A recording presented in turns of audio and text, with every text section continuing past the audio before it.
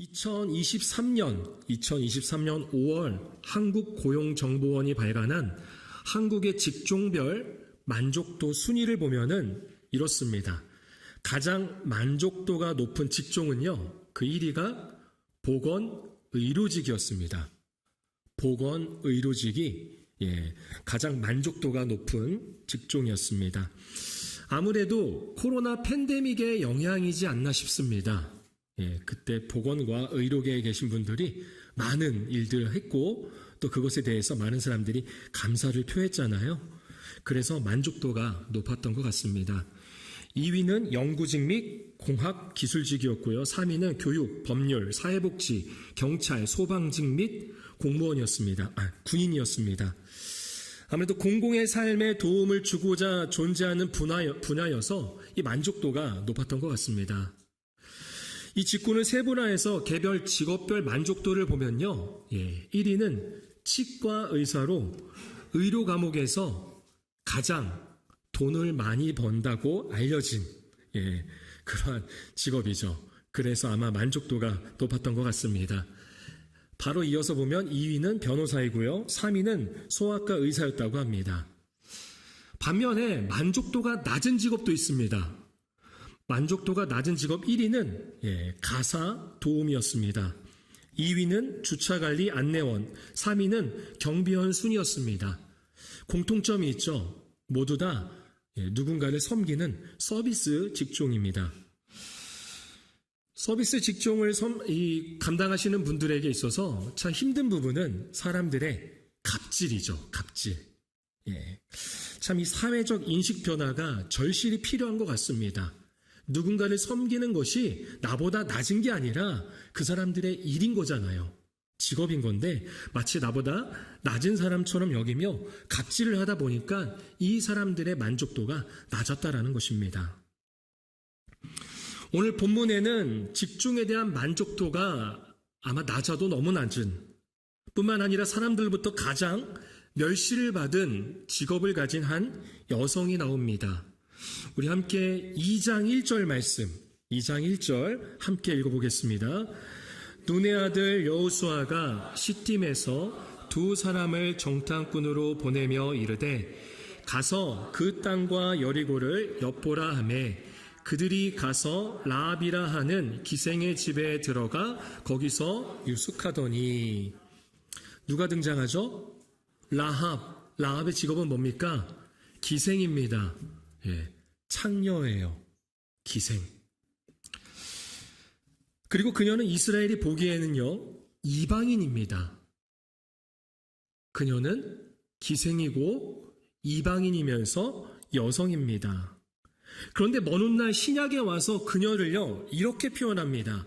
히브리서 11장 31절을 제가 읽어보겠습니다. 믿음으로 기생 라합은 정탐꾼을 평안히 영접하였으므로 순종하지 아니한 자와 함께 멸망하지 아니하였도다. 히브리서 11장은요, 우리가 흔히 믿음장이라고 합니다. 믿음장.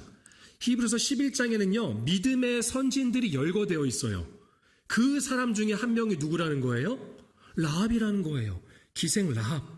기생이면서 이방인이자 여자였던 바로 라합의 이름이 있었습니다. 또 야고보서 2장 25절에서는 라합을 이렇게 설명합니다.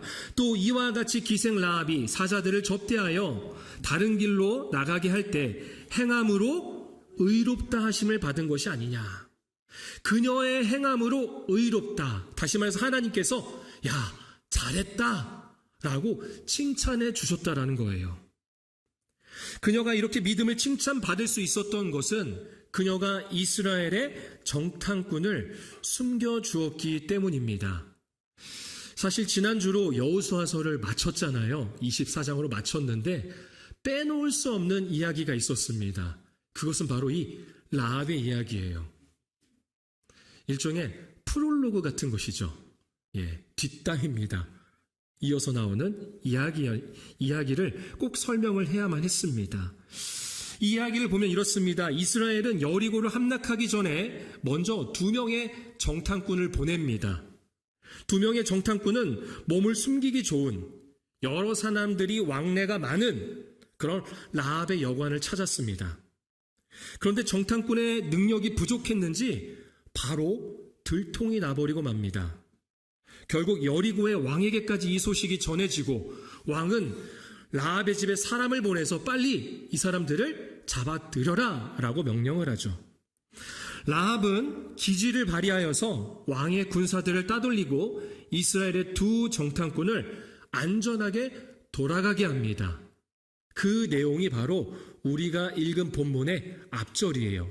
1절부터 7절까지의 내용입니다. 그리고 나서 오늘의 이야기가 나오는 것이 아니라 사실 오늘의 이 이야기, 라합과 두 정탐꾼의 대화는 이 일이 있기 전에 있었던 일입니다. 그러니까 시간순으로는 좀 다르다라는 거예요. 두 정탐꾼을 숨겨주면서 숨겨주기 전에 이야기했던 대화들입니다. 그렇게 이해하셔야지 좋습니다. 고대 근동의 문서인 함무라비 법전에 보면요, 여관 주인이 여관에 유숙하는 범죄자를 신고하지 않으면 사형에 처한다라는 기록이 있습니다. 다시 말해서 라합이 한 행동은 사형감인 거예요. 죽어 마땅하다라는 거죠. 자신이 속해 있는 도시를 위협하는 범죄입니다. 그런데 그녀가 그것을 몰랐을까요? 자기의 그 목숨의 위험을 감수하면서까지 또 자국민으로부터 매국노 소리를 들을 수 있는 상황임에도 왜 이러한 행동을, 왜 두 정탐꾼을 숨겨주었던 것일까요? 우리 함께 9절을 읽어보도록 하겠습니다. 9절 함께 읽겠습니다. 말하되 여호와께서 이 땅을 너희에게 주신 줄을 내가 아노라. 우리가 옆에서 간단히 녹더니 라합이 두 정탐꾼에게 말합니다. 내가 아노라. 내가 안다는 거예요. 무엇을 아느냐? 세 가지를 안다라고 설명하고 있는 것입니다. 여호와 하나님께서 이 땅 여리고를 너희 이스라엘에게 주신 것을 내가 안다. 그래서 우리가 이스라엘을 심히 두려워하는 것을 내가 안다. 이 땅의 주민들이 다 너희에 대해서 극도로 공포와 두려움을 갖고 있어서 용기를 잃어버린 것을 내가 안다라는 것입니다. 여러분, 여기서 라합이 말한 안다라는 것은요, 단순한 지식 습득을 이야기하는 것이 아닙니다. 책이나 인터넷 또는 주변 사람이 나에게 말해서 내 머릿속으로 들어오는 그러한 지식적 정보를 이야기하는 것이 아닙니다. 원어의 의미를 보면요, 경험으로 깨달은 암이라는 거예요. 경험으로 깨달은 암. 이것을 그래서 믿음이라고도 말할 수가 있습니다. 여러분, 불이 뜨겁습니까? 차갑습니까? 뜨거워요. 너무 쉬운 질문이죠. 아주 바보 같은 질문입니다. 여러분, 불이 뜨겁다라는 것을 아십니까? 불이 뜨겁다라는 것을 믿으십니까? 다 믿으시잖아요. 왜요? 경험적으로 믿었잖아요. 물론 누군가가 말해주었고 책을 통해서 뜨겁다라는 것을 알고 있었습니다. 그런데 직접 불에 데워보셨잖아요. 그러니까 뜨거운 걸 알잖아요. 그리고 그것을 뜨겁다라는 것을 믿고 있다라는 거죠. 경험으로 아는 것, 이것이 바로 믿음입니다. 불이 뜨겁다라는 것을 모두가 다 알고 있고 믿고 계십니다. 전에 저희 양가 부모님 댁에는요, 서로 다른 종이면서 서로 완전 다른 성격의 반려견이 있었습니다. 저희 처가에는 푸름이라는 말티즈견이 있습니다. 순해요. 괴롭히면 도망가고요. 먹을 것을 빼앗아도 으르렁거리지 않습니다. 때리면 그냥 맞아요. 그런데 저희 부모님 댁에 있었던 콩알이라는 포메라니안 견은요, 굉장히 사나웠습니다. 아무리 주인이라도요, 물어요. 먹을 것을 빼앗는 신용만 해도요, 자신의 아주 잘 드러난 잇몸을 보여줬습니다. 그러다가 물어버립니다. 저희 첫째 딸이 처가에서 오랫동안 머물렀었습니다. 그러다 보니까 저희 첫째 딸 머릿속에는 어떠한 알미 있었냐면 걔는 순하다라는 게 있었어요. 나보다 작고 연약한 동물, 내가 쓰다듬으면 귀엽게 여겨주는 것으로 귀엽게 생각하면서 그렇게 감사해야 되는 그러한 동물, 내가 괴롭히면 괴롭힘을 당해야만 하는 그러한 동물로만 알고 있었습니다. 그런데 저희 부모님 댁에 가서 똑같이 하다가 어떻게 됐을까요? 물렸어요. 물려야만 합니다. 그래야지 알아요. 경험으로 아는 거죠. 그때부터는 적당한 선을 지키면서 지냈어요. 경험으로 알고 있기 때문입니다. 이 개는 내가 쉽게 상대할 수 있는 대상이 아니다 라는 것을 물리고 나서 경험적으로 알고 있기 때문에, 그렇게 믿기 때문에 이제 행동이 달라졌다라는 거죠. 그러니까 라합은 율법도 모르고 이스라엘 백성도 아닙니다. 하지만 그녀는 사실을 아는 것을 넘어서서 하나님이 무엇을 약속하셨고 그 약속을 어떻게 이루어 가시는지를 알고 또 믿고 있었습니다. 우리도 마찬가지죠. 요한복음 17장 3절 말씀 우리 같이 한번 읽어보겠습니다. 영생은 곧 유일하신 참 하나님과 그가 보내신 자 예수 그리스도를 아는 것이니라. 영생은 무엇을 아는 거예요? 유일하신 참 하나님, 그리고 그가 보내신 아들 예수 그리스도를 아는 것입니다. 그러니까 참 하나님과, 오직 하나님은 유일하신 참 하나님과 그리고 예수 그리스도를 아는 것이 바로 영생입니다. 이것을 아는 것이 바로 구원입니다. 라합, 그녀가 알매서 나오는 신앙 고백을 우리 함께 보도록 하겠습니다. 11절 말씀 이어서 보겠습니다. 우리가 듣자 곧 마음이 녹았고 너희로 말미암아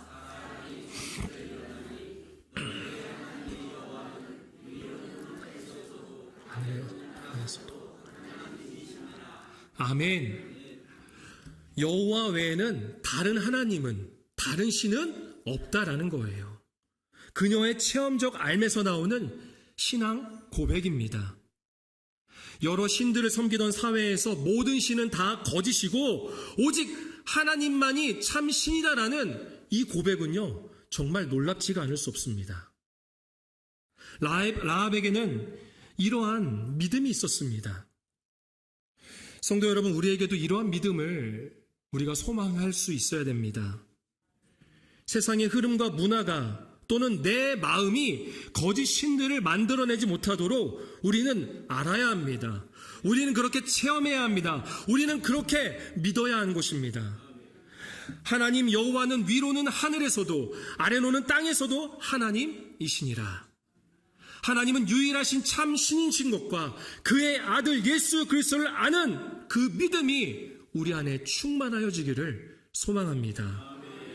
그렇게 영원한 생명을 얻은 라합과 같이 하나님의 백성으로 살아가는 저와 여러분이 되기를 소망합니다. 우리에게는 많은 거짓 신들이 있습니다. 이 정도 집이면 될 거야.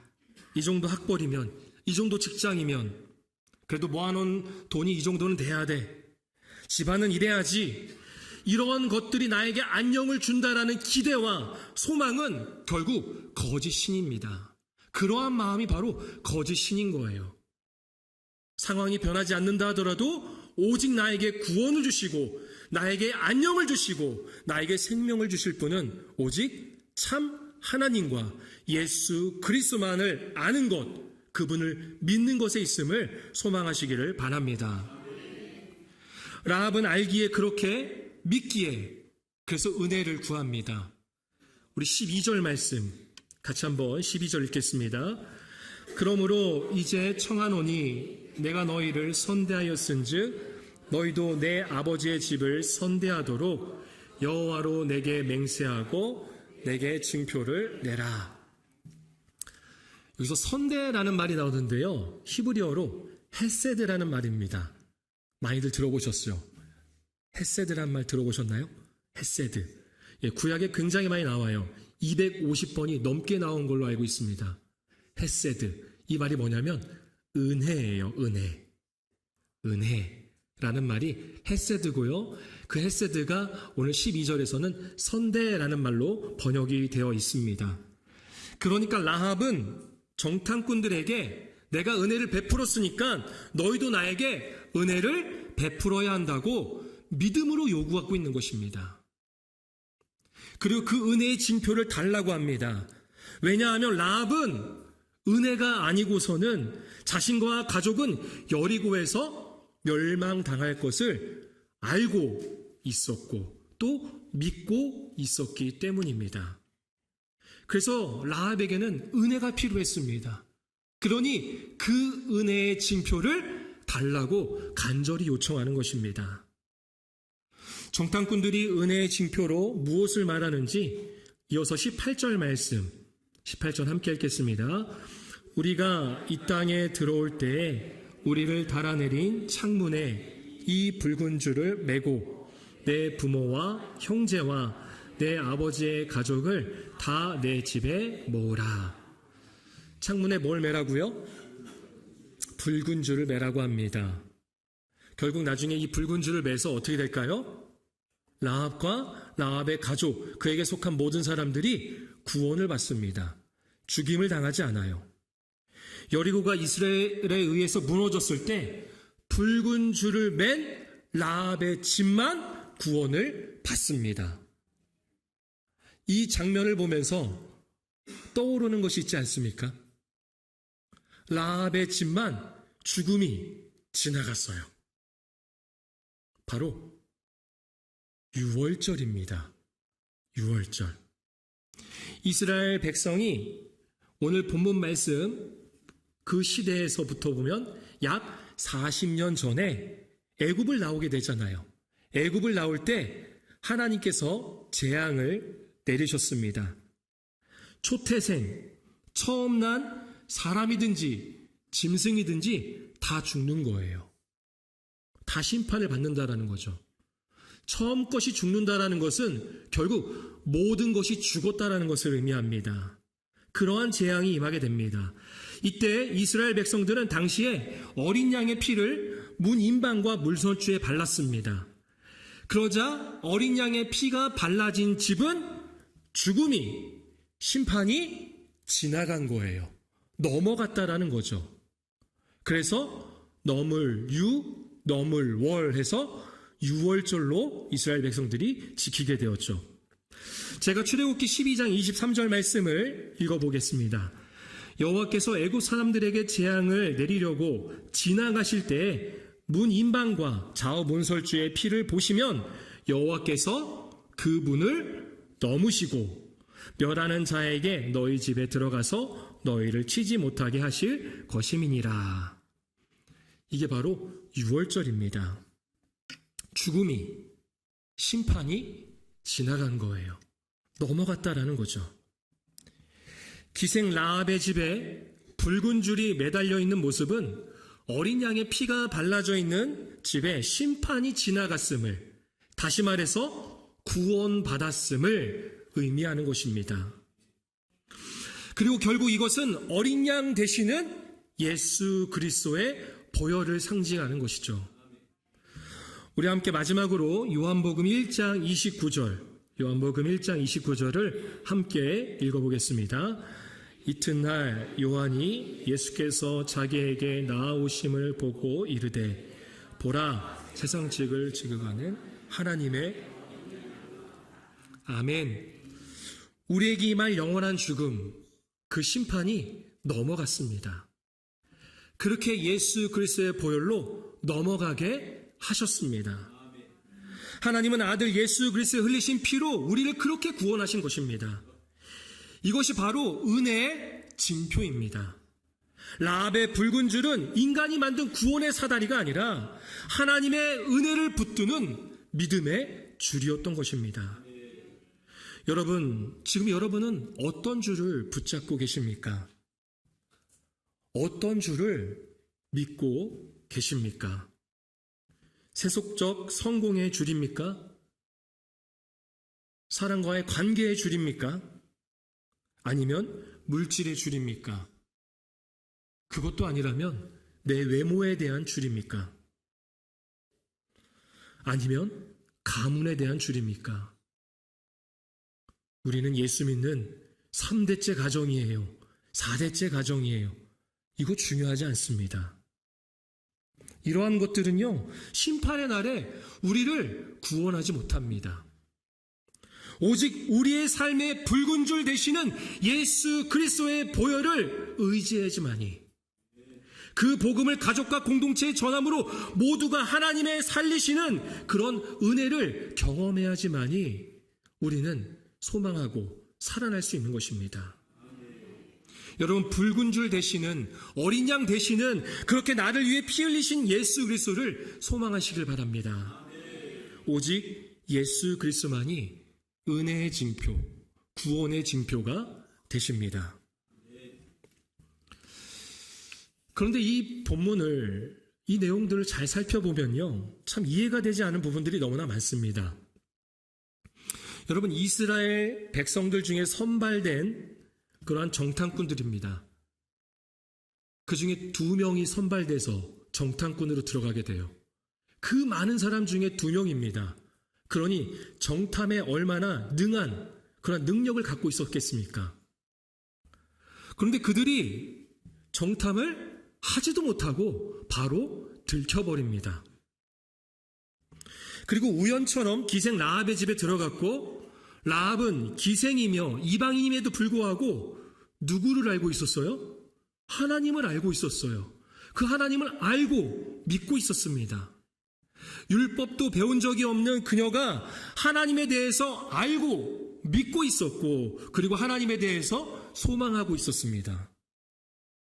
말이 안 되죠. 하나님의 백성인 2 정탐꾼은 가장 멸시받는 그런 기생의 은혜로 죽을 위기를 모면합니다. 무엇보다 여호수아서에서 약속의 땅에 들어가기도 전에 성경 한 장, 오늘 본문이 2장이잖아요. 약속의 땅에 들어가기도 전에 2장을 통틀어서 한 사람을 초점한다는 것은 참 대단한 것입니다. 그 초점이 누구에게 있어요? 여호수아도 아니고 2 정탐꾼도 아닙니다. 바로 기생이자 이방인이었던 바로 라합입니다. 그 한 여성에게 초점이 맞춘 것이 도저히 이해가 되지 않습니다.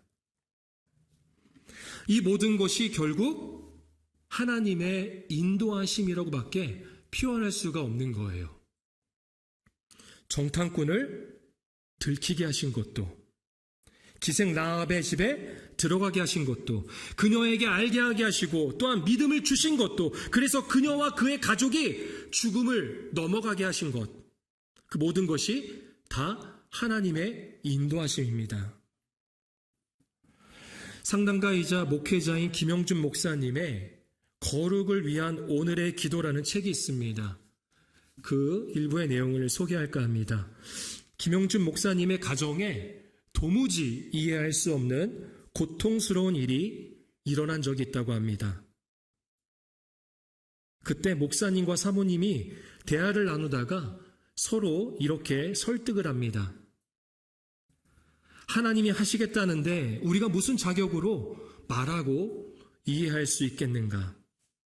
그분은 선하고 사랑과 인자가 풍성하신 분이니 우리는 그냥 그 주님을 믿자.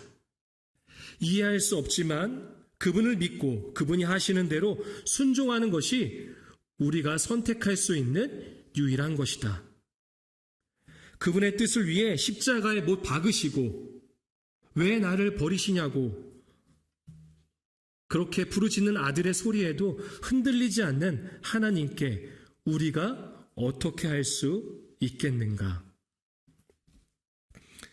김영준 목사님은 어렵고 힘들었지만 이러한 믿음의 고백이 마음과 가정이 회복되는 시작점이 되었음을 고백했습니다.